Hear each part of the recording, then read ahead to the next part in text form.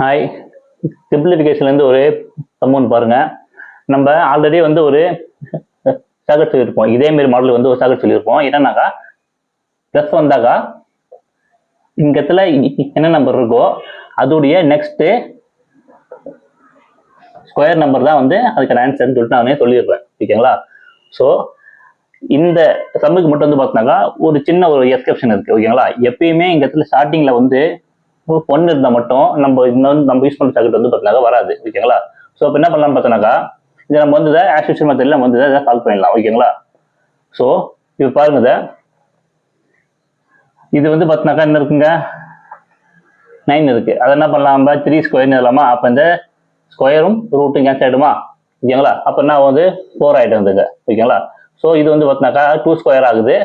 இப்போ இந்த 2வும் இந்த ரூட்டும் வந்து பார்த்தீங்கன்னாக்கா கேன்சல் ஆகிடும். ஓகேங்களா?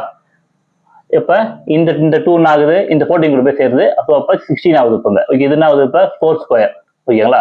ஸோ இப்போ இந்த ஸ்கொயரும் இந்த ரூட்டும் வந்து கேன்சல் ஆகிடும். ஓகேங்களா? இப்போ இந்த 4ம் 5ம் சேர்ந்தாக்கா 9, 3 ஸ்கொயர் ஆகும். இந்த ஸ்கொயரும் ரூட்டும் கேன்சல் ஆகிடும். ஓகேங்களா? ஸோ இப்போ இந்த இதுவும் சேரும்போது 4 ஆகுது. இது வந்து பார்த்தீங்கன்னாக்கா 2 ஸ்கொயர் ஆகலாம். இந்த ஸ்கொயரும் இந்த ரூட்டுக்குமே கேன்சல் ஆகிடும். ஓகேங்களா? ஸோ இப்போ லாஸ்ட் டைமுக்கு என்ன வந்து நிற்குன்னு கேட்டினாக்கா √3 தான் நிற்கும். ஓகேங்களா? இது மட்டும் வந்து பார்த்தீங்கன்னாக்கா சின்ன ஒரு எக்ஸெப்ஷன்.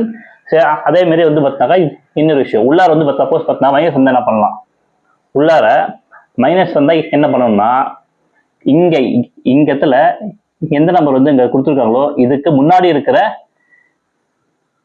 ஸ்கொயர் நம்பருடைய வேல்யூ எடுத்துக்கணும் நம்ம. ஓகேங்களா? ஸோ அவ்வளோதான். ஓகேங்களா? தேங்க்யூ.